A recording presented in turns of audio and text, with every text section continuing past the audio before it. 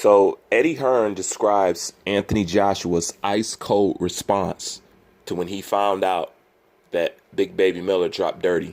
He says that Anthony Joshua was the first person that he contacted. And he said to Anthony Joshua, mate, Miller tested positive in his drug test. Eddie goes on to say that Anthony Joshua didn't even sound surprised. He just went on to say, okay, who's next? And Eddie goes to say, who do you want to fight? He says, anybody. Doesn't matter. You know? And it's funny, you know, I've always talked about attitudes and what I like to see in boxers and stuff like that. And Anthony Joshua is the quintessential example of what I'm talking about.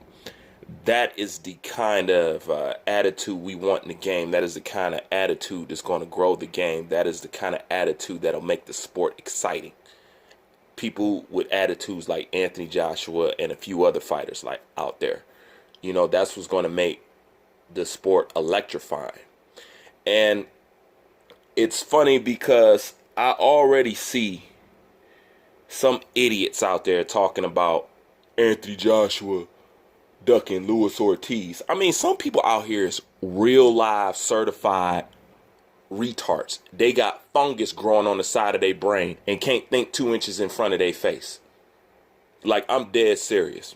So when it comes to this, the only thing I have to say to Anthony Joshua, and I just read an article that he had a replacement. I don't know the boy's name. I'll probably load that video up next, depending on how I feel. But what I got to say to Anthony Joshua is, look, number one, it's an unfortunate. Well, number one, let me say this. They're not going to cancel the fight. You know what I'm saying? Like they say, the show must go on. You know what I'm saying? So it's not like Anthony Joshua is not going to have a fight. And from what I'm reading, they say if he fails another drug test, then that's where the real problem sets in. You know what I'm saying? Is if he fails another drug test. But the show must go on. Money has to be made. As long as money is on the floor. If you ain't learned anything from Canelo Alvarez, it shows you shit can be overlooked, can be pushed aside, and can be overridden. You know? So, in my thoughts, the show will go on for Anthony Joshua. But if he has to find another opponent, and he will get one, you know what I'm saying? It may not be the best opponent, but neither is Big Baby Miller. He can go ahead and remind the people of why he's fighting Big Baby Miller in the first place. And that is simply because nobody wants to fight him. You know what I'm saying? So I don't think it's a bad thing. Go ahead and reiterate in the people's mind why you have to fight Big Baby Miller in the first place. Because Deontay Wilder didn't take you up on your deal. You know what I'm saying? You've been trying to get him in that ring forever. You know what I'm saying? You was trying to get him in the ring when you was fighting Joseph Parker. People forget that Joseph Parker was supposed to be Deontay Wilder.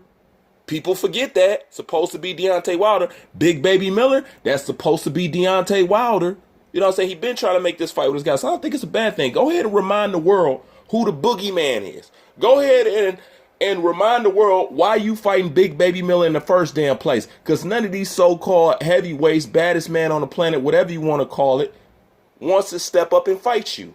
They need a stupid, ridiculous, astronomical amount of money to fight you. Because they don't have no faith that they can win. Because you offer too much. You offer the keys to the game. You offer the crown. You offer your belts. You offer the payday. You offer the status. They will become the man after they beat you. You know what I'm saying? I think a person would be more popular for beating Anthony Joshua than actually being Anthony Joshua. That's what I think. But, you know, when it comes to stuff like this, it's unfortunate. But, man, Anthony Joshua, just pace yourself out. Keep doing what you're doing. Eddie Hearn said he's still training. He's still running 6 miles a day. You know, I mean, he's just driven. I mean, the guy is just driven. So even though it's a hiccup, even though it's unfortunate, even though it seems like Anthony Joshua can't catch a break because all these dudes running scared, man, don't worry about it. Like I keep saying, we in the media area. This shit will be documented. They will be able to look back and say, damn, This dude didn't step up. That dude didn't step up. He didn't want to fight. He didn't want to fight. He fell out the fight. Anthony Joshua can't get up. Man, the heavyweights in this era was some pussies. I keep saying it. People think I'm joking. I am dead serious. The only standout heavyweight when the smoke clears will be Anthony Joshua, and he will stand highly above everybody else. You know what I'm saying? He has the attitude of a throwback fighter. That's why I like Teofimo Lopez. He has the attitude of a throwback fighter. Jared Hearn is a throwback fighter. You know what I'm saying? Yeah, I know his defense suck and all that shit, but the boy is exciting. He got balls and he tough as nails. You know what I'm saying? But Anthony Joshua is showing straight signs of a throwback fighter, a fighter of the era that we wish existed today. But he can't display that because he can't get a willing dancer partner to get inside the damn ring. It's unfortunate. It's a setback, but I view it as a minor setback. You know, just go ahead and finish cleaning out the division.